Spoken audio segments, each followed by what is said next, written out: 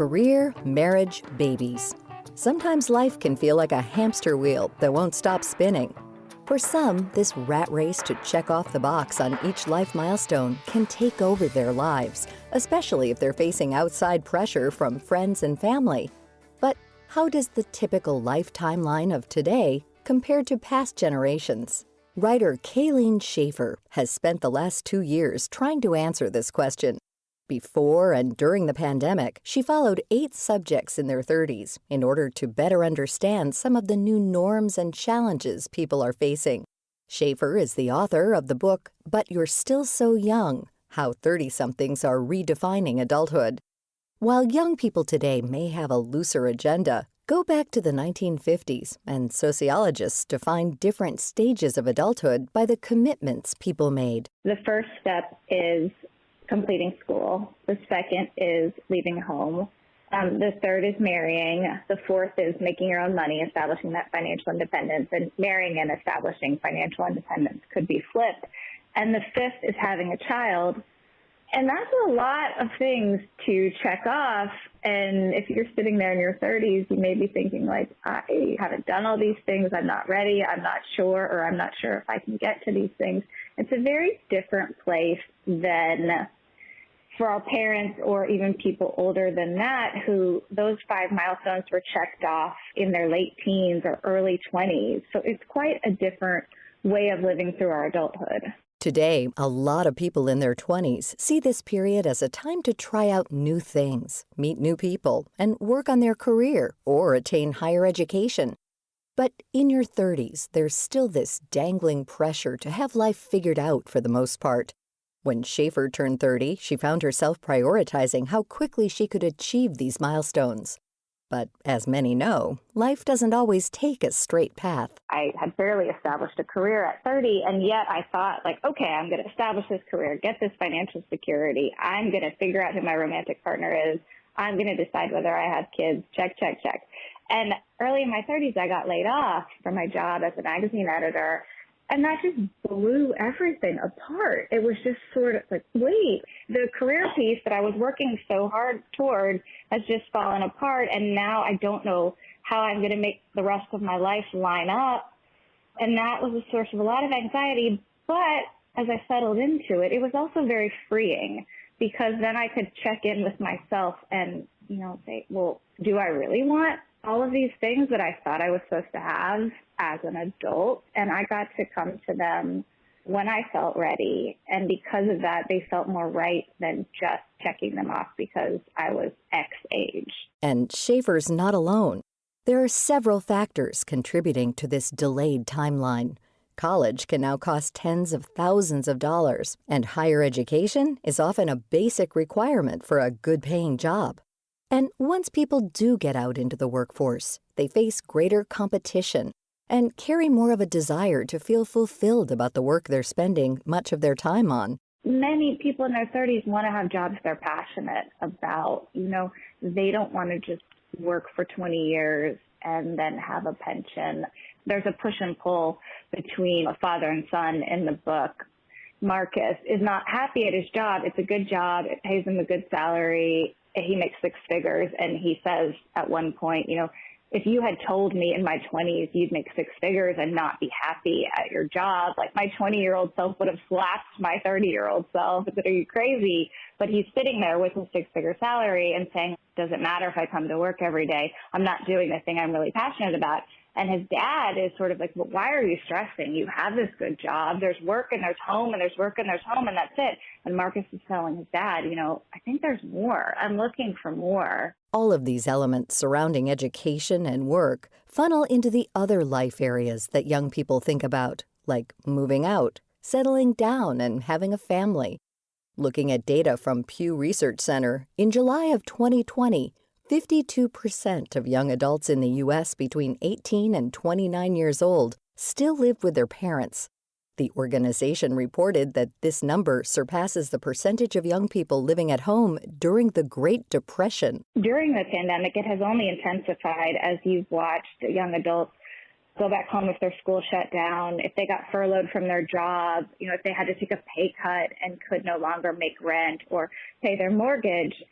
And there's a lot of hand-wringing about living with your parents as a young adult in America, because that's just not something that we do. But I think as this becomes more common, I think we're going to look at the hand-wringing and say, what was that about? Because it's not a bad thing to go to your parents' home if you need to save money, if, you're at a pivot in your life and just need some time to figure things out, or maybe if you've had a romantic breakup and just need some support right then, or also, if you've just had a child and need your parents' support. I mean, that's a great structure to have in place, and the hand-wringing shouldn't be there if you're doing something smart by returning to your parents' home. In a lot of cases, parents are really glad to have their adult children back there. Once again, this shift in living arrangements affects relationships. It's no surprise that the pandemic has been tough on singles looking to mingle.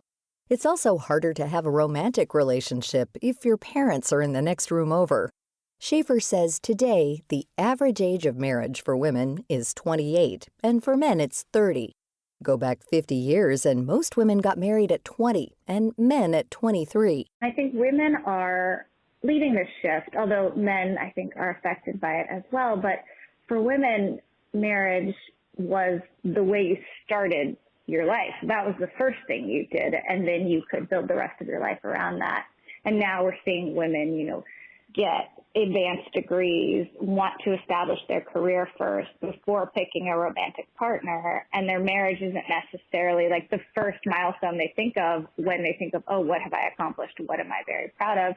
And I think men are also coming to marriage in a more considered way because we're asking a lot more of our romantic partners too. It used to be you were a provider and that was maybe the end of your responsibilities, but now, of course, that has changed, and, we want our best friend, we want, someone we're crazy attracted to, a good co-parent, and also to bring in a good income. Schaefer says that the current environment is challenging for many young adults. She's met people in their 30s who want to buy a house and start a family, but can't afford to do so. It does cause a lot of anxiety, and we do have a lot of economic insecurity, and there are a lot of structural things in place for us as workers that are impeding us maybe getting these lives that we want. And so, there is that flip side. It is great to have choices, but it is also, in some ways, some of the things we want, we may be saying that we don't want them or aren't going for them because we aren't actually sure that we can get to that place. Whether you're in your 20s, 30s, 40s, or beyond, get rid of the dread that's caused by comparison. There's no set rule book to life, and each person's story is different. It's a good thing that we've had this opportunity and these choices as we've gone through these decades and as we get older, because to live a life where you had no choices, where you were just pointed at one thing and told that's all there will ever be, would be incredibly depressing. And so, yes, something is lost every time you make a choice and narrow the direction of your life and you get older, but it is a great thing that it was ever there to begin with. To find out more about this topic and our guest, Kayleen Schaefer, head to viewpointsradio.org.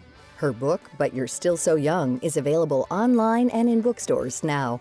For more behind the scenes, search Viewpoints Radio on Twitter and Facebook. This segment was written and produced by Amira Zaveri. Studio production by Jason Dickey. I'm Marty Peterson.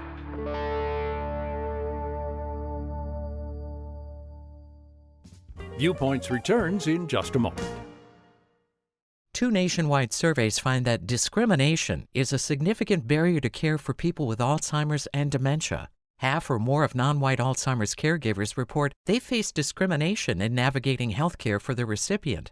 Dr. Carl V. Hill is Chief Diversity, Equity, and Inclusion Officer of the Alzheimer's Association. The data suggests we have a long way to go to address lack of health equity in healthcare. More than 80% of non-white racial and ethnic groups say it's important for Alzheimer's care providers to understand their backgrounds and experiences. But fewer than half of Blacks and only about 60% of Hispanics and Asian Americans feel confident about their access to culturally competent providers. The surveys also reveal a lack of trust among Blacks in research clinical trials, and half doubt that advances in Alzheimer's treatments would be shared. These findings are part of the 2021 Alzheimer's Association Facts and Figures report. Find out more at alz.org/facts. Limited availability of COVID-19 vaccines means testing will remain important for work, travel, and preventing disease spread. A recent national survey shows widespread confusion about COVID-19 testing. Less than a third of people surveyed know the difference between PCR-based and rapid antigen-based technologies, and more than half say it doesn't matter what kind of test you get. Dr. Manoj Gandhi, Senior Medical Director at Thermo Fisher Scientific, which commissioned the survey, says accuracy doubts could keep people from being tested at all. Nearly two-thirds of those surveyed believe COVID-19 tests can be wrong as much as half the time. PCR tests are designed to detect SARS-CoV-2 with high sensitivity. Understanding when to use PCR tests is imperative to knowing your COVID-19 status and safely getting back to life's routine activities. Nearly three-quarters of Americans say they'd choose a COVID-19 test with the most accurate results, even if they have to wait a little longer. Find out more at covidtestinginfographic.com.